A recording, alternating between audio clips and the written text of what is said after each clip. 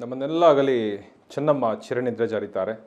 ಅವರ ಅಂತಿಮ ದರ್ಶನಕ್ಕೆ ಸಕಲ ಸಿದ್ಧತೆಯನ್ನು ಮಾಡಿಕೊಂಡಿದ್ದು ಪದ್ಮನಾಭನಗರದಲ್ಲಿ. ಈಗ ಬಹಳ ಮುಖ್ಯವಾಗಿ ಗಣ್ಯಾತಿ ಗಣ್ಯರು ಅಂತಿಮ ದರ್ಶನವನ್ನು ಪಡೆದರು. ಅದರ ಜೊತೆಗೆ ನಮ್ಮನ್ನೆಲ್ಲ ಅಗಲಿದ ಚೆನ್ನಮ್ಮನವರು ಚಿರನಿದ್ರೆ ಜಾರಿದ HDD ಪತ್ನಿ ಚೆನ್ನಮ್ಮ ಈಗ ಕೆಲವೇ ಕ್ಷಣದಲ್ಲಿ ಚೆನ್ನಮ್ಮನ ಪಾರ್ಥಿವ ಶರೀರ ರವಾನೆಯಾಗಲಿದೆ. ಸಕಲ ಸಿದ್ಧತೆಗಳ ನಡುವೆ ಹರದನಹಳ್ಳಿಗೆ ಪಾರ್ಥಿವ ಶರೀರ ಶಿಫ್ಟ್ ಮಾಡಲು ಸಕಲ ಸಿದ್ಧತೆಯನ್ನು ನಡೆಸ್ತಾ ಇದ್ದಾರೆ. ದೇವೇಗೌಡರ ಹುಟ್ಟೂರಿನಲ್ಲಿ ಚೆನ್ನಮ್ಮನವರ ಅಂತ್ಯಕ್ರಿಯೆ ನಡೆಸಲಿದ್ದು, ಈಗ ತೆರೆದ ವಾಹನದಲ್ಲಿ HDD ಪತ್ನಿ ಅಂತಿಮ ಯಾತ್ರೆಯನ್ನು ನಡೆಸುತ್ತಿದ್ದಾರೆ. ಹೂಗಳಿಂದ ಅಲಂಕರಿಸಿಕೊಂಡ ವಾಹನದಲ್ಲಿ ಮೆರವಣಿಗೆ ಸಾಗುತ್ತೆ. ಸೋಮವಾರ ಹರದನಹಳ್ಳಿಯಲ್ಲಿ ಅಂತಿಮ ಸಂಸ್ಕಾರ ನಡೆಯುತ್ತೆ.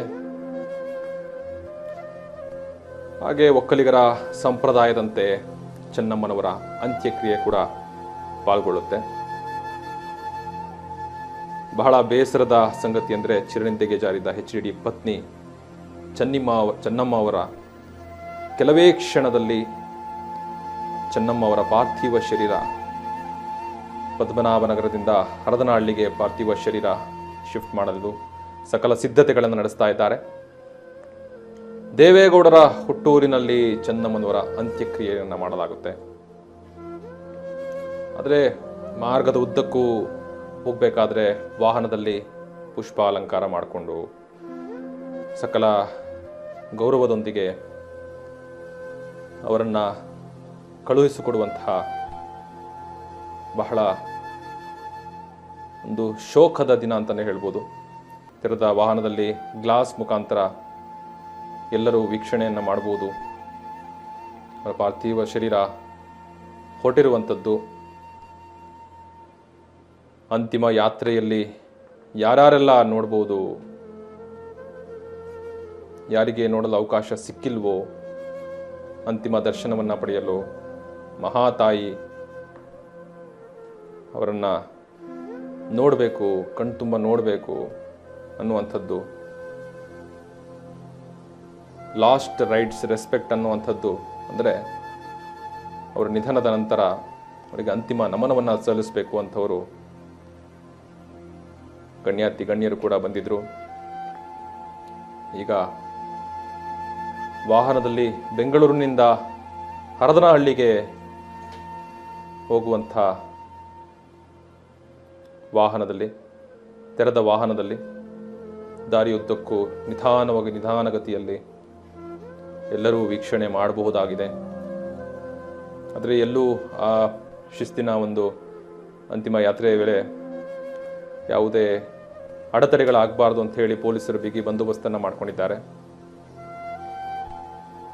ಹೋಗುವಂಥ ದಾರಿ ಹೈವೇ ಆಗಿರೋದ್ರಿಂದ ಅಲ್ಲಿ ಕೂಡ ವಾಹನ ದಟ್ಟಣೆ ಆಗುವಂತಹ ಸಾಧ್ಯತೆಗಳಿರುತ್ತವೆ ಹೆಚ್ಚಾಗಿ. ಹಾಗಾಗಿ ಎಲ್ಲರೂ ಕೂಡ ದೂರದಿಂದನೇ ನೋಡಬೇಕಾಗಿ ಮನವಿಯನ್ನು ಮಾಡಿಕೊಂಡಿದ್ದಾರೆ.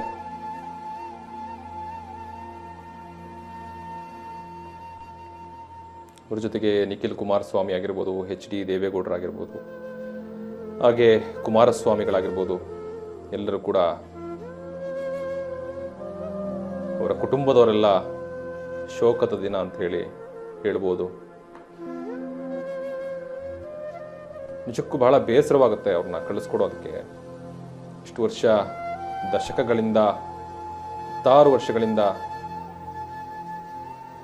ಸುಮಾರು 60-70 ವರ್ಷಗಳ ಕಾಲ ಸುದೀರ್ಘವಾಗಿ ಜೀವನವನ್ನು ನಡೆಸಿದಂಥ ದೇವೇಗೌಡರ ಜೊತೆ, ರೇವಣ್ಣರ ಜೊತೆ, ಅವರ ಮಕ್ಕಳಿಗಾಗಿರ್ಬೋದು, ಸೊಸೆಯಂದಿರಿಗಾಗಿರ್ಬೋದು, ಮೊಮ್ಮಕ್ಕಳಿಗರಾಗಿರ್ಬೋದು, ಎಲ್ಲರೂ ತುಂಬ ಪ್ರೀತಿಯಿಂದ, ಗೌರವದಿಂದ ನೋಡ್ಕೊತಾ ಇರೋವಂಥದ್ದು ಚೆನ್ನಮ್ಮನವರು.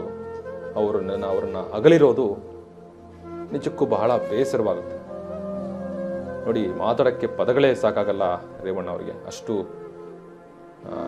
ಬೇಜಾರಿನಲ್ಲಿ ಇದ್ದಾರೆ.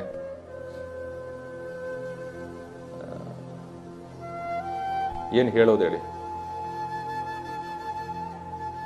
ಆದರೆ ನೋಡಿ, ತಾಯಿನ ನೆನೆದು ರೇವಣ್ಣ ಅವರು ಕಣ್ಣೀರಿಡ್ತಿದ್ದಾರೆ.